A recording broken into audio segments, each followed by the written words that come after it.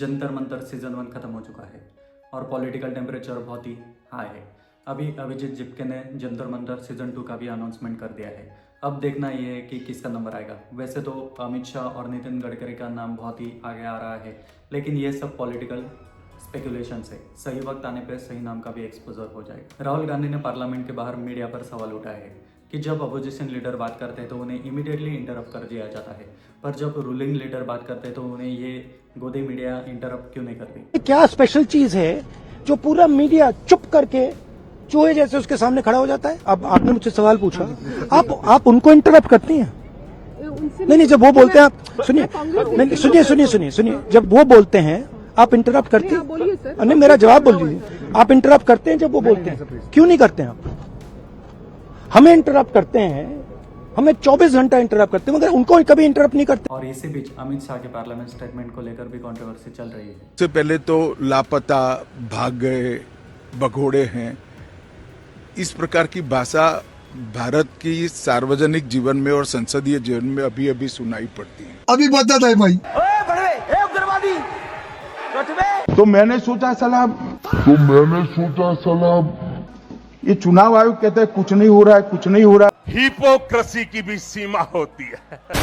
संसद भवन के अंदर विपक्ष संसद को चलने ही नहीं दे रहा है, दोनों गृहों में, तो कोई जाकर क्या करेगा। अपोजिशन का यह कहना है कि 20 जुलाई पर जंतर मंतर पे स्टूडेंट के साथ जो हुआ उस पर अमित शाह को जवाब देना चाहिए। सवाल यह है कि अगर ऑर्डर्स दिए गए हैं तो किसके कहने पे ऑर्डर्स दिए गए हैं, और अगर ऑर्डर्स दिए नहीं गए हैं तो किसकी रिस्पॉन्सिबिलिटी है। लेकिन अमित शाह के अराउंड कंट्रोवर्सी जरूर बढ़ रही है। पॉलिटिक्स में असली गेम स्टेटमेंट का नहीं, अकाउंटेबिलिटी का होता है, और इसीलिए जंतर मंतर सीजन 2 इंटरेस्टिंग होने वाला है। कहना चाहता हूँ जंतर मंतर का सीजन 2 बहुत ही जल्द शुरू होने जा रहा है।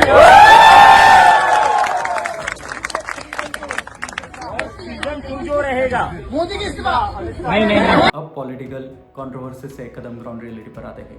अब जन अल्फा ये सिर्फ नाम के लिए मेम्स नहीं, ये जनरेशन अपने बेसिक फैसिलिटीज के लिए प्रोटेस्ट कर रही है। अब ये जो जेन अल्फा का प्रोटेस्ट है, स्कूली बच्चे पिछले कुछ दिनों में लगातार हम देख रहे हैं जेन अल्फा जो है निकल कर बाहर आ रहे हैं एंड स्कूलों में प्रोटेस्ट यहां पर कर रहे हैं। दीपके ने भी इसको लेकर ट्वीट किया था, स्कूल ठीक करो, kids in villages shouldn't be pleading for basic facilities at school after 80 years of independence. चलिए बहुत काफी हो गया, चलिए आप लोग एकदम हद हो गया। हम लोग घर बच्चे भी हैं, आप लोगों को किसी तरह नहीं ध्यान दे रहे।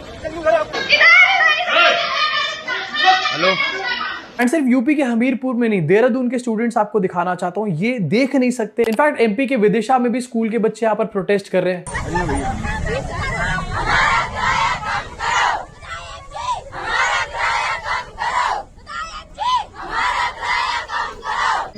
माझं नाव आदित्य गोरे, गुजरातमुळे काहीतरी व्हायचं. माझं नाव स्मिता शीत, आमचं गाव पेगलवाडी आहे. छोटंसं गाव आहे आमचं. खड्ड्यात रस्त्यात खड्डा. बघा आमच्या गावात किती खड्डे झाले. इस वीडियो में आप देख सकते हैं कि छोटे छोटे बच्चे प्रोटेस्ट कर रहे हैं, स्कूल के बच्चे, और उनको पुलिस डरा रही है। मतलब ये कैसे गवर्नमेंट है कि जो छोटे छोटे बच्चे को भी डर रही है। जब स्कूल के बच्चे बेसिक फैसिलिटीज़ के लिए रोड पे आने लगे तो गवर्नमेंट की प्रायोरिटी क्या है। हम एजुकेशन, डेवलपमेंट और फ्यूचर जनरेशन की बात करते हैं, लेकिन अगर स्कूल तक पहुंचने के लिए रोड ही ना हो और बच्चों को अपने बेसिक फैसिलिटीज़ के लिए प्रोटेस्ट करना पड़े तो सवाल तो उठेंगे ही। और ये सिर्फ एक पार्टी का इशू नहीं होना चाहिए, चाहे वो बीजेपी हो या कांग्रेस हो।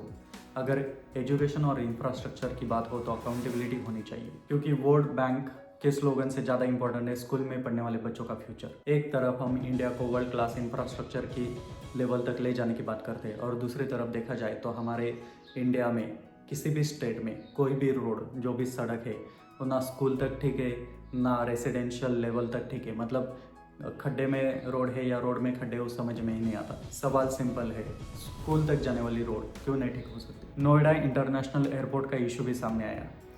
एयरपोर्ट का प्रोजेक्ट बहुत बड़ा, इन्वेस्टमेंट बहुत ही मैसिव, और इनॉग्रेशन बहुत ही बड़े लेवल पर हुआ, लेकिन एक हेवी रेनफॉल के बाद वहाँ पे वाटर लॉगिंग के वीडियोस सोशल मीडिया पर वायरल हुए। सरकार उसकी स्विमिंग पूल बना रही है। वैसे ये वही एयरपोर्ट है जिसके लिए गलगोटिया के बच्चों को लेकर के आया गया था, एंड गलगोटिया के बच्चों ने मोदी जी के इस पूरे इवेंट को एक्सपोज भी यहाँ पर किया था। इतने बड़े इंफ्रास्ट्रक्चर प्रोजेक्ट में ड्रेनेज और मानसून प्लानिंग कितनी स्ट्रांग है। डेवलपमेंट सिर्फ रिबन कटिंग ऑन इनॉग्रेशन से कंप्लीट नहीं होती। डेवलपमेंट तब कंप्लीट होती है जब इंफ्रास्ट्रक्चर ग्राउंड रियलिटी पर काम करता है, और इसीलिए पब्लिक को सिर्फ प्रोजेक्ट का बजट नहीं, उसकी क्वालिटी और अकाउंटेबिलिटी भी देखनी चाहिए। अब आते हैं एक और सेंसिटिव इश्यू पर, कुंवर यात्रा। कुंवर यात्रा कंप्लीट हो चुके हैं, और कुंवर यात्रा कंप्लीट होने के बाद हरिद्वार के घाट पर पोस्ट यात्रा वेस्ट पर लेकर सीरियस क्वेश्चन उठ रहे हैं। गए आइए जरा आपको दिखाते हैं। ये है 11 अगस्त की शाम को हरिद्वार के घाट, जहां पर जगह जगह कचरा फैला हुआ है। एंड ऐसा वैसा नहीं, प्लास्टिक के कचरे यहां पर फैल रखे हैं, लोगों के कपड़े यहां पर फैल रखे हैं।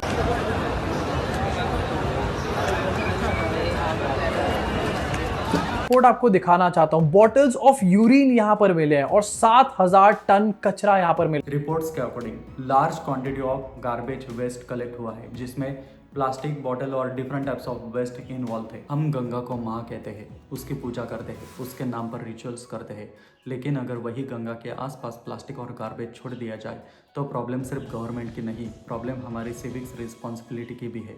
और पॉलिटिशियंस इस इशू पर ओपनली बात करने से बच सकते हैं, क्योंकि रिलीजियस इश्यूज पॉलिटिकली सेंसिटिव होते हैं। अगर हमारी देश की नदियों को क्लीन रखना है तो रिस्पॉन्सिबिलिटी गवर्नमेंट की भी है, एडमिनिस्ट्रेशन की भी है और सिटीजन्स की भी है।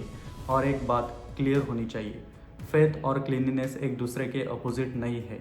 अगर हम सच में गंगा को माँ मानते हैं तो माँ के घर में कचरा छोड़ना बंद करना होगा। तो दोस्तों, आज के अगर पॉलिटिक्स को एक लाइन में समझे तो इशू बहुत सारे हैं, और एक कॉमन वर्ड है अकाउंटेबिलिटी। जंतर मंतर सीजन 2 में किसकी पॉलिटिकल रिस्पॉन्सिबिलिटी डिस्कस होगी? अमित शाह से अपोजिशंस के क्वेश्चंस का आंसर कब मिलेगा? स्टूडेंट को बेसिक फैसिलिटीज़ के लिए प्रोटेस्ट क्यों करना पड़ रहा है? स्कूल, रोड्स और इंफ्रास्ट्रक्चर ग्राउंड लेवल पर वीक क्यों है? बड़े इंफ्रास्ट्रक्चर प्रोजेक्ट्स में क्वालिटी और ड्रेनेज सिस्टम पर सवाल क्यों उठ रहे हैं? और कुंवर यात्रा के बाद गंगा के आसपास इतना वेस्ट क्यों छूट रहा है? ये क्वेश्चन सिर्फ गवर्नमेंट से नहीं, ये क्वेश्चन हम सबसे है, और गवर्नमेंट को इसके अकाउंटेबिलिटी देनी होगी। अपोजिशंस को भी कंस्ट्रक्टिव क्वेश्चंस के साथ अल्टरनेटिव्स देने होंगे, मीडिया को भी टफ क्वेश्चंस पूछने होंगे, और सिटीजन्स को अपनी रिस्पॉन्सिबिलिटी समझनी होगी। क्योंकि डेमोक्रेसी में सिर्फ लीडर को चेंज करना सॉल्यूशन नहीं है, सिस्टम को अकाउंटेबल बनाना सॉल्यूशन है। अब बताओ, जंतर मंतर सीजन 2 में सबसे बड़ा पॉलिटिकल इशू क्या होना चाहिए? अमित शाह, नितिन गडकरी, एजुकेशन, इंफ्रास्ट्रक्चर या गंगा पोल्यूशन? कमेंट में अपना ओपिनियन बताओ, और अगर पॉलिटिकल एनालिसिस आपको पसंद आए तो चैनल को सब्सक्राइब करना मत भूलना।